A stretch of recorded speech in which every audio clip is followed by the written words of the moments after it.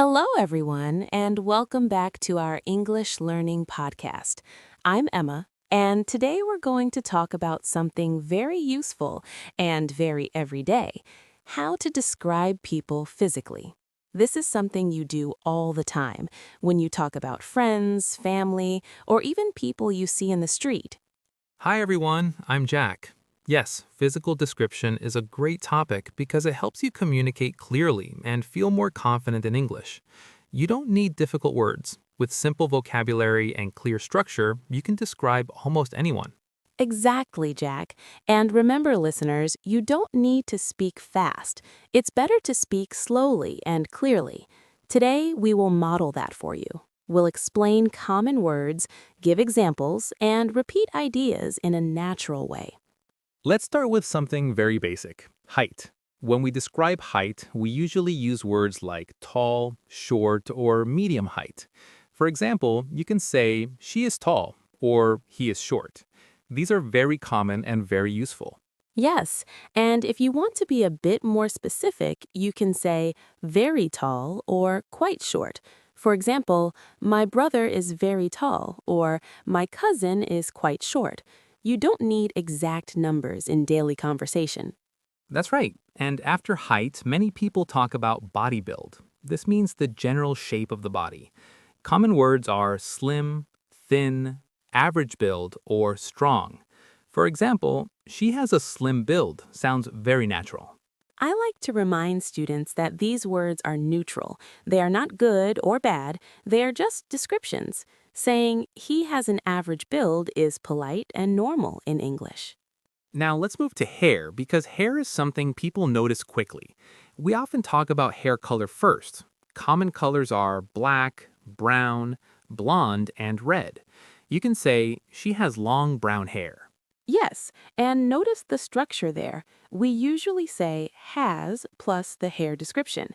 For example, he has short black hair. This structure is very common and easy to remember. Hair length is also important. The basic words are short, medium length, and long. You can mix them with color. For example, she has long blonde hair, or he has short brown hair. And we can also describe hair type. For example, straight, wavy, or curly. So you might say, my friend has curly hair, or my teacher has straight hair. These words are very common. Great point. Now let's talk about eyes. Eye color is usually simple. We say blue, brown, green, or gray. For example, she has blue eyes. Again, we use has. Yes, and in English, when we talk about eyes, we often don't add many details. Just the color is enough in most situations. Simple is better, especially at A2 or B1 level. Another important part of physical description is age. We can say young, middle-aged, or old. Or we can say something like, he is in his 30s, which means he's around 30 to 39 years old. That's very useful, Jack. And remember, when talking about age, it's good to be polite. Sometimes it's better to say younger or older instead of exact numbers. Let's move on to the face. We often describe the face using simple adjectives like round, long, or thin. For example, she has a round face. These are easy and common words. Yes, and you can also talk about special features. For example, glasses, a beard, or a mustache. You can say, he wears glasses, or he has a beard. Very clear and natural.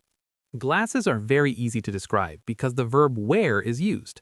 She wears glasses, or he wears sunglasses. This verb is important for clothes and accessories. Speaking of clothes, sometimes clothes are part of physical description too. For example, she is tall and she usually wears casual clothes. This gives a clearer picture of the person. That's true. Clothes help the listener imagine the person better. But remember, today our main focus is the body and face, so we don't need to go too deep into fashion. Now let's think about how to put all this together. When you describe a person, it's good to follow an order. For example, height, build, hair, and then special features. Yes, for example, my friend is tall and slim. He has short brown hair and blue eyes. He wears glasses. Very clear and easy to understand. Exactly. And you don't need to describe everything. Choose the most important details. 2 or 3 sentences are often enough.